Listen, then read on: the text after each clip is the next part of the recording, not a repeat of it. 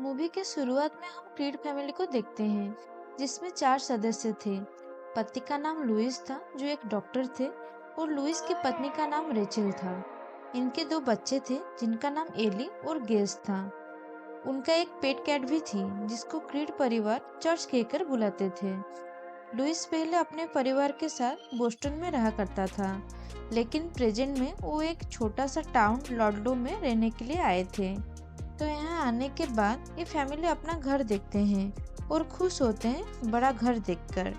Eli surroundings को explore करते हुए वो कुछ बच्चों से के ग्रुप से मिलती है, देखती है जो किस प्रकार का जुलूस निकाल रहे होते हैं एनिमल मास्क पहनकर।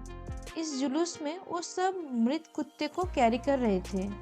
एली थोड़ी देर तक रुककर उन सबको फॉलो करती है और वो अचानक पेट सिमेट्री में पहुंच जाती है, जहां लोग अपने मृत पेट को दफनाते हैं। जिन्हें नहीं पता ये सिमेट्री का अर्थ कब्रिस्तान होता है, बट मूवी में थोड़ा गलत दिखाया गया है। हमें इस सिमेट्री में दूसरी तरफ एक वॉल दिखती है जो ऊर्स और डेब्रिस से बनाया गया है, और एली इस दीवार चढ़कर ऊपर जाने की कोशिश करती है। पर उससे पहले हम सब एक बुजुर्ग को देखते हैं जिसका नाम जॉर्ज था, और जॉर्ज के आने के बाद उसको रोकता है जाने के लिए उस तरफ। बताता है जंगल काफी खतरनाक है और यहाँ घूमना उचित नहीं है। और मौके में एली की माँ उसको ढूंढते हुए यहाँ पहुँच जाती है और इनकी जॉर्ज से अच्छी बॉन्डिंग हो जाती है। तो घर लौटने के बाद एली के मन में बहुत सवाल थे मौत और लाइफ को लेकर, और ये क्वेश्चंस अपने डैड से पूछती है कि इंसान के मुकाबले उनकी पेट्स क्यों जल्दी मर जाती है। इस बात पे लुइस कहता है पेट एनिमल्स की मेटाबॉलिज्म बहुत फास्ट होती है आज कंपेयर टू ह्यूमन, इसीलिए उनकी लाइफ स्पैन बहुत कम होती है और मौत एंड होती है लाइफ की। इस बात पे रेचल कहती है मरने के बाद आफ्टर लाइफ होती है, और हम सब दर्शक देखते हैं रेचल यहाँ पे थोड़ी डिस्टर्ब दिखती है। लुइस भी इस बात को नोटिस करता है और वो इस बारे में रेचल से बात करता है। रेचल बताती है वो जब छोटी थी उसकी एक बड़ी बहन थी जिल्डा, जिसे स्पाइनल मैग्नोमिया नामक बीमारी थी, जिसके वजह से वो चल फिर नहीं सकती थी, जिसके वजह से वो एबनॉर्मल और स्कैरी थी। एक रात रेचल के पेरेंट्स बाहर थे। रेचल को जिल्डा के पास खाना पहुंचाना था, लेकिन रेचल जिल्डा से डरती थी, तो वो खाना खुद ना पहुंचा के वो डम वेटर का इस्तेमाल करती है। जब वो डम वेटर से खाना भेजती है, डम वेटर एक छोटी चीज को एक फ्लोर से दूसरे फ्लोर पे खाना पहुंचाता है, लेकिन वो एक इंसान का वेट संभाल नहीं सकता, और इसीलिए जिल्डा जब अपनी खाना लेने के लिए डम वेटर के पास पहुंचती है तो वो नीचे गिर के उसकी मौत हो जाती है। रेचल इस वजह से सदमे में चली जाती है। रेचल के पेरेंट्स ने उसे डम वेटर यूज करने के लिए मना किया था। कहीं ना कहीं रेचल के मन में थी जिल्डा मर जाए, क्योंकि वो दिखने में बहुत स्कैरी थी। जिल्डा की मौत के बाद रेचल खुद को दोषी मानती थी, और इसीलिए वो इस बात पे बिलीव करती थी कि मरने के बाद आफ्टर लाइफ होती होगी और जिल्डा खुश होगी वहाँ। रेचल इसलिए डेथ के नाम सुनते ही डिस्टर्ब हो जाती थी। नेक्स्ट डे हम लुइस को यूनिवर्सिटी हॉस्पिटल में देखते हैं, जहाँ कार क्रैश विक्टिम विक्टर को लाया जाता है। विक्टर का फेस और बॉडी बुरी तरह से डैमेज हो चुका था। इससे पहले डॉक्टर्स कुछ कर पाए उसने अपना दम तोड़ देता है। लुइस सैड हो जाता है कि वो उसे बचा नहीं पाया। अचानक विक्टर आंख खोलता है और लुइस को वार्निंग देता है कि अलग अलग दुनिया के अवरोध को मत तोड़ो। इससे पहले लुइस को समझ आता, हम व्यूअर्स विक्टर को मृत पाते हैं। इस टोटली शॉकिंग। या तो विक्टर की डेड बॉडी लुइस को वार्निंग दिया था, फिर यह लुइस का बहन था।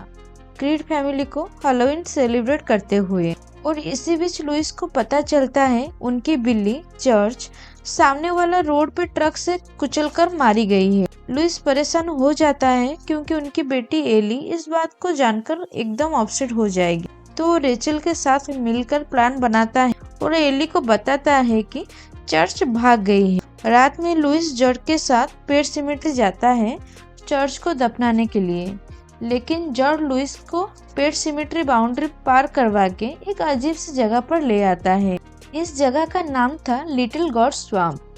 लुइस जब एली को बताता है कि चर्च कहाँ भाग गई है, पर एली बताती है वो उसे कल रात में देखी थी अपने कमरे में। लुइस भी देखता है चर्च को। चर्च थोड़ा अजीब दिख रही थी और वो बार बार एली पर हमला कर रही थी। लुइस ये सारी बात जड़ को बताता है। जड़ बताता है जहाँ पे वो चर्च को दफनाए हैं वो जगह स्थापित है। जड़ बताता है आज से कई साल पहले उस जगह को मिकमैक इंडियंस ने इस्तेमाल करते थे और वहाँ कोई भी मृत जीव अगर दफन करते हैं वो वापस इस दुनिया में लौट कर आते हैं। लोगों का मानना है वहाँ वेंडिगो डेमन का स्पिरिट है जिसकी वजह से ऐसा कुछ होता है। ये सारी बात लुइस को अजीब लगती है और वो इस चीज को हल्के में लेता है। एनीवेज हम चर्च को गेज पर अटैक करते हुए देखते हैं। उसके इस बिहेवियर को देख के लुइस प्लान बनाता है कि उसे इंजेक्शन देके मार देगा, पर उसको दया आती है। वो उसे लेके दूर जगह छोड़ के आ जाता है। एली की बर्थडे पार्टी थी। इसी दौरान एली को हाईवे पर चर्च दिखती है। वो वापस आ चुकी थी और एली उसके पास दौड़कर जाती है। उसके पीछे गेज दौड़ता है। हम व्यूअर्स देखते हैं रोड की दूसरी तरफ से एक ट्रक बहुत तेजी से उसके पास आ रहा था। लुइस ये सब देखता है और भागकर गेज को बचा लेता है, लेकिन ट्रक के पिछला भाग ट्रक से अलग होके एली से टकराता है और एली की मौत हो जाती है। मूवी के अगले कुछ सीन में हम सब देखते हैं एली के फ्यूनरल पर। रेचल इस घटना से काफी अफेक्टेड थी, तो वो गेज को लेकर अपने पेरेंट्स के पास रहने के लिए चली जाती है। अब एक घर में लुइस अकेला था। लुइस जड़ से मिलने जाता है और उसे बताता है वो एली को भी क्रश ग्राउंड में दफनाएगा जिससे उसकी बेटी वापस आ जाए। जड़ लुइस को ये बताकर मना करता है समटाइम्स डेड इज बेटर, और वो बताता है कि कई सालों पहले वो अपने मृत कुत्ते को वहां पर दफनाया था और जब उसका कुत्ता वापस आया था वो बहुत जंगली और क्रूर बन चुका था और वो कुत्ता उसकी माँ को बार बार अटैक कर रहा था। तो जड़ उस कुत्ते को फिर से मार देता है। लुइस पूछता है अगर उसे पता था कि वो जीव अगर जंगली और क्रूर हो जाता है तो वो चर्च को वहां क्यों दफनाने के लिए कहा था। तो जड़ बताता है कि उसका कुत्ता पहले से ही ऐसा था, तो वो चर्च को वहां दफनाया। अब वो श्योर हो चुका है उस जगह के बारे में। तो आगे हम व्यूअर्स देखते हैं लुइस काफी डेस्परेट था और वो एली की लाश को उस कब्रिस्तान में दफन कर देता है। एली उस रात को जिंदा होकर वापस आ जाती है और उसका कहना था उसे ट्रक से ठोकर खाने के बाद से कुछ याद नहीं है और सब कुछ उसके बाद डार्क हो गया था। एली को भी हम देखते हैं वो भी काफी बदल सी गई थी। दूसरी तरफ हम रेचल और गेज को देखते हैं जहां गेज को विक्टर की घोस्ट दिखाई देता है और रेचल को उसकी बहन जेल्डा की घोस्ट हॉन्ट कर रही होती है। वो डर के मारे लुइस को कॉल करती है। लुइस कॉल नहीं उठाने की वजह से रेचल घबरा जाती है और घर वापस जाने की सोचती है। बैक टू होम हम जॉर्ज को देखते हैं जो समझ गया था कि एली फिर से हमारी दुनिया को वापस आ चुकी है। वो जब एली को देखता है उसे मारने के लिए पिस्तौल लाने जाता है अपने कमरे से। तभी हम व्यूअर्स देखते हैं चर्च डिस्ट्रैक्ट करते हुए जड़ को। एली इस मौके पर हमला कर देती है जड़ पे। जड़ को मारने से पहले वो जड़ की डेड वाइफ नॉर्मा की रूप लेती है। इसका मतलब जड़ भी उसके वाइफ को वहां दफनाया था। एली जड़ को मार देती है और घर वापस आ जाती है। दूसरी तरफ रेचल और गेज घर पहुंच चुके थे। वो एली को देख के शॉक में थे। रेचल समझ चुकी थी ये एली थोड़ा इनडिफरेंट है, इसलिए वो गेज को लेकर अपने कमरे में चली जाती है। एली अपनी माँ के पीछा करती है और उसे चाकू से बहुत बार स्टैब करती है। दूसरी तरफ लुइस डिस्कवर करता है कि जड़ मारा जा चुका है और वो जल्द ही घर आ जाता है। घर में रेचल और गेज बाथरूम में छिपे हुए थे और रेचल बाथरूम की विंडो से गेज को बाहर निकाल रही थी।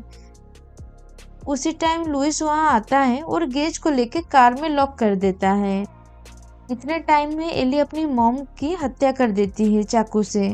लुइस जब घर में वापस आता है और शॉक हो जाता है, इसी समय एली उसके सर पर प्रहार करके उसे बेहोश कर देता है।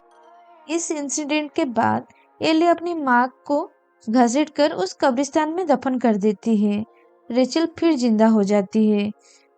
लुइस को जब होश आता है, वो एली को मारने की कोशिश करता है। लुइस तकरीबन कामयाब हो चुका था।